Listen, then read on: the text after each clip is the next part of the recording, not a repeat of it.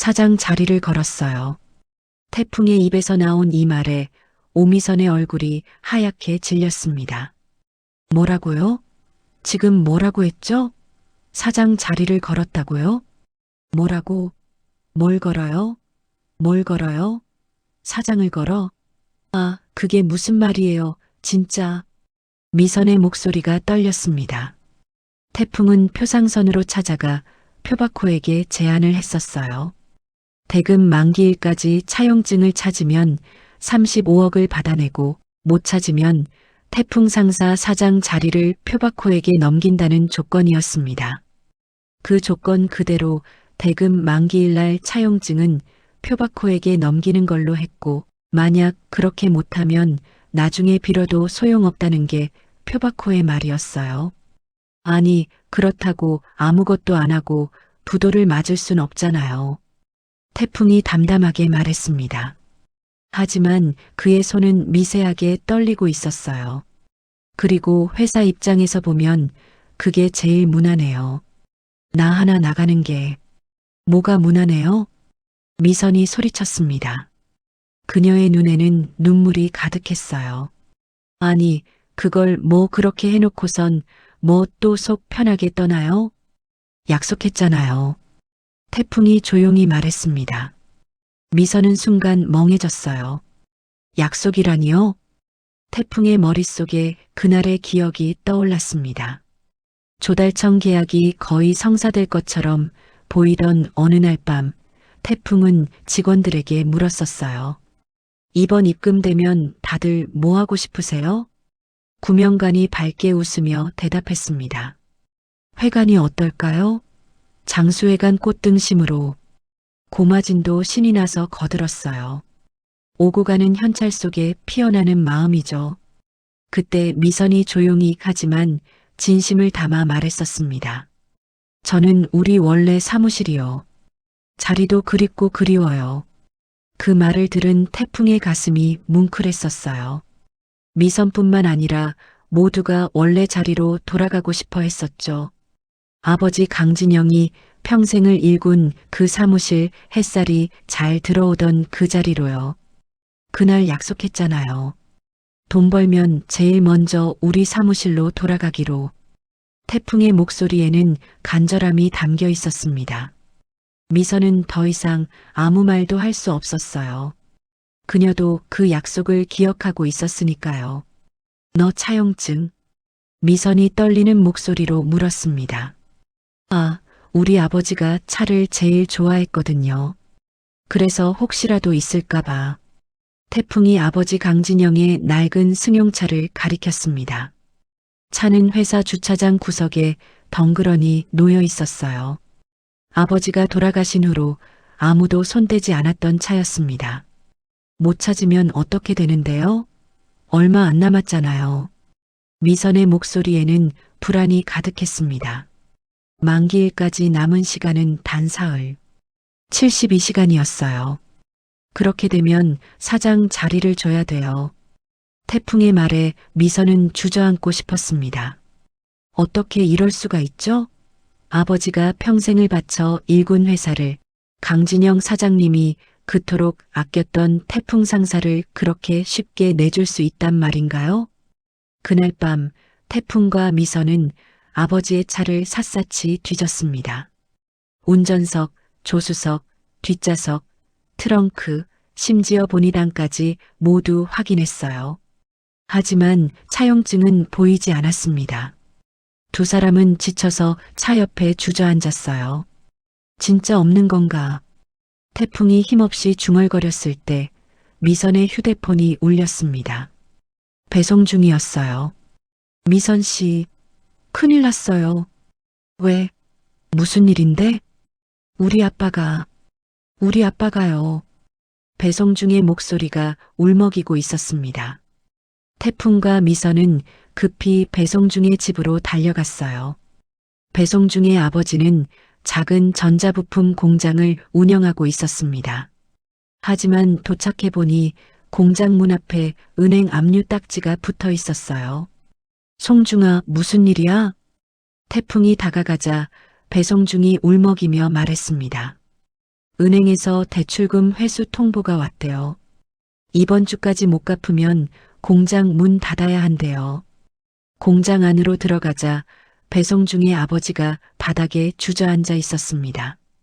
그의 얼굴은 창백했고 손은 바들바들 떨리고 있었어요. 구명관과 고마진도 이미 와 있었습니다. 사장님, 구명관이 무거운 표정으로 말했습니다. 송중이 아버지가 부도 위기래요. 필요한 금액이 3천만 원인데, 근데 그렇게 바로 부도를 때려버린다고? 고마진이 믿을 수 없다는 표정으로 말했습니다. 뭔가 이상했어요. 배성중의 아버지는 성실하게 사업을 해왔고 대출금도 꼬박꼬박 갚아왔다고 들었거든요. 그런데 갑자기 회수 통보라니요? 그것도 그런데 거기서 표현준이 나왔다는 게 그게 이상한 거죠. 태풍이 예리하게 지적했습니다. 배성중이 고개를 끄덕였어요. 맞아요, 형. 며칠 전에 표현준이 여기 왔었어요. 우리 아버지 특허 기술 팔라고 했대요. 특허 기술? 미선이 물었습니다. 배성중이 작은 기계를 꺼내 보여줬어요. 음성 센서예요. 이게 소리를 따라 이동하는 거거든요. 저희 아버지 특허예요. 배성중이 손뼉을 치자 작은 바퀴가 달린 기계가 그 소리를 따라 움직였습니다. 정말 신기했어요. 이건 군용으로도 산업용으로도 가치가 높은 기술이었습니다. 그런데 우리 아버지가 팔지 않겠다고 했더니 그 다음 날부터 은행에서 갑자기 회수 통보가 온 거예요. 태풍의 눈빛이 차갑게 가라앉았습니다.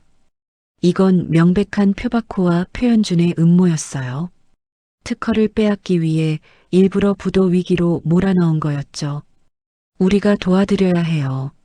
미선이 단호하게 말했습니다. 태풍도 고개를 끄덕였어요. 맞아요. 3천만 원 어떻게든 마련합시다. 하지만 그 순간 공장 문이 벌컥 열렸습니다. 표현준이었어요. 그의 얼굴에는 비웃음이 가득했습니다. 오, 여기 다 모였네. 태풍 상사 식구들 총집합? 표현준이 비아냥거리며 들어왔습니다. 태풍이 그를 노려봤어요. 여기는 왜 왔어? 아, 나 송중이 아버지 특허 사러 왔지. 어차피 부도 나면 법원 경매로 넘어갈 텐데 그 전에 내가 선심 쓰려고. 표현준의 말에 배성중이 벌떡 일어났습니다. 우리 아버지 특허는 절대 안 팔아. 안 팔아? 그럼 부도 맞을 건데? 표현준이 팔짱을 끼며 말했습니다. 그의 눈빛에는 승리의 확신이 담겨 있었어요. 강태풍, 너 하나만 곱게 꺼져주면 저기 밖에 있는 사람들은 그나마 밥그릇은 지킬 텐데. 왜 자꾸 남의 일에 끼어들어? 태풍이 표현준에게 다가갔습니다. 두 사람은 거의 코앞까지 다가섰어요. 긴장이 흘렀습니다. 남의 일? 이건 우리 친구 일이야. 그리고 내가 먼저 시비 걸어놓고 무슨 소리야? 증거 있어? 표현준이 비웃었습니다. 태풍은 주먹을 꽉 쥐었지만 미선이 그의 팔을 잡았어요. 사장님, 참으세요. 고마진이 조심스럽게 두 사람 사이에 끼어들었습니다. 두 사람 엄청 붙어 있는 거 아니에요? 조심해요. 이러다 정 떨어져요. 고마진의 말이 맞았습니다. 태풍과 표현주는 위험한 선을 넘고 있었어요. 만약 여기서 주먹이 오갔다면 상황은 더 나빠질 게 뻔했습니다. 표현준이 마지막으로 비웃으며 말했습니다. 내일 정오까지 3천만 원 못 구하면 이 공장은 우리 거야. 그럼 다들 실업자 되는 거지 뭐. 표현준이 나가자 남은 사람들은 무거운 침묵에 빠졌습니다. 3천만 원. 결코 작은 돈이 아니었어요. 어떡하죠? 배성중이 울먹였습니다. 태풍은 그의 어깨를 꽉 잡았어요. 포기하지 마. 우리가 반드시 방법을 찾을 거야. 그날 밤 태풍 상사 식구들은 긴급 회의를 열었습니다. 어떻게든 3천만 원을 마련해야 했어요. 제 적금을 깨겠습니다. 미선이 먼저 말했습니다. 1천만 원 있어요. 미호 대학 등록금인데. 미선 씨, 그건 안 돼요. 태풍이 말렸지만 미선은 단호했습니다. 괜찮아요. 나중에 다시 모으면 되죠. 구명관도 나섰습니다. 저도 700만 원 보탤 수 있어요. 제 난을 팔면. 명관 이사님, 나는 이사님 꿈이잖아요. 꿈보다 지금 친구가 더 급해요. 고마진도 말했습니다. 저도 500만 원은 될 거예요. 아들 학원비인데 한 달 쉬어도 되죠 뭐. 차선택도 눈물을 흘리며 말했어요. 저도 제 집 전세금 일부를 빼볼게요. 태풍은 동료들의 모습을 보며 눈물이 났습니다. 이들이 바로 아버지 강진영이 평생을 함께한 사람들이었고 자신이 지켜야 할 가족들이었어요. 고맙습니다. 정말 고맙습니다. 태풍이 깊이 고개를 숙였습니다. 하지만 모두 합쳐도 2,500만 원. 여전히 500만 원이 부족했어요. 그때 배송중이 말했습니다. 형, 제가 PC통신에 도움 요청글 올려볼게요. 혹시 모르잖아요. PC통신? 네, 하이텔이랑 천리안 게시판에요. 거기 사람들 의리 있어요. 태풍은 반신반의했지만 고개를 끄덕였습니다. 지푸라기라도 잡는 심정이었어요. 배송중은 밤새 PC통신 게시판에 글을 올렸습니다. 아버지의 공장이 부도 위기에 처했다는 것, 특허 기술을 지키고 싶다는 것, 500만 원만 도와달라는 간절한 글이었어요. 다음 날 아침 기적이 일어났습니다.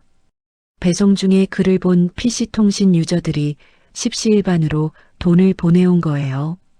10만 원, 20만 원, 어떤 사람은 50만 원을 보내기도 했습니다. 형, 됐어. 500만 원 다 모였어.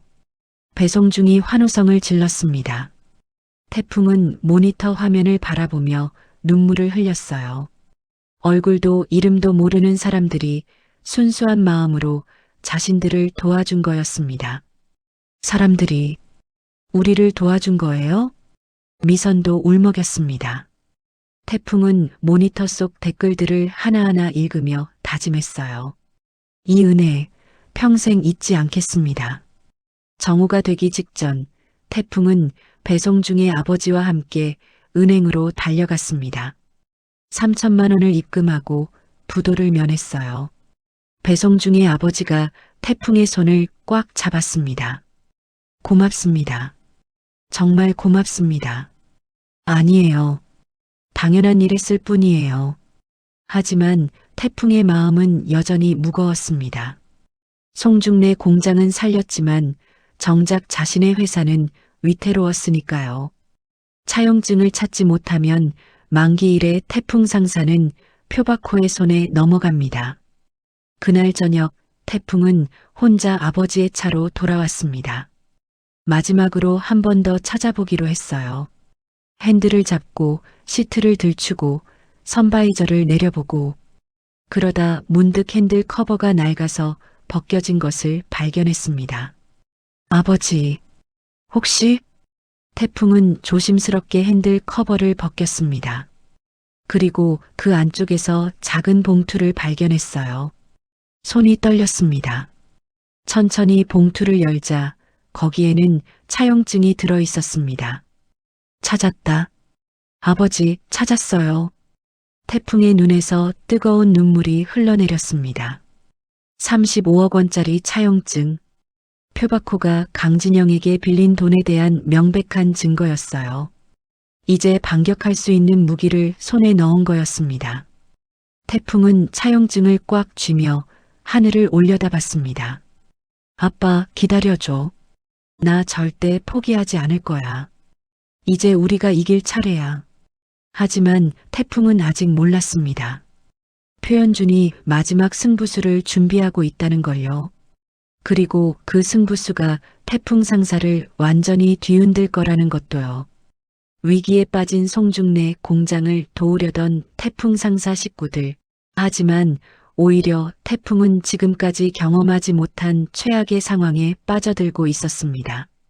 하지만 이대로 물러날 강태풍이 아니었어요. 그의 손에는 아버지가 남긴 마지막 선물, 35억 원짜리 차용증이 있었으니까요. 폭풍은 이제 시작이었습니다. 다음 이야기가 궁금하시다면 좋아요와 구독 버튼 꾹 눌러주세요. 여러분의 응원이 태풍 상사를 살립니다. 알림 설정까지 해두시면 태풍의 대반격을 가장 빠르게 만나보실 수 있어요. 과연 태풍은 차용증으로 표바코를 무너뜨릴 수 있을까요? 표현준의 마지막 음모는 무엇일까요? 다음 편에서 충격의 반전이 펼쳐집니다. 제시도지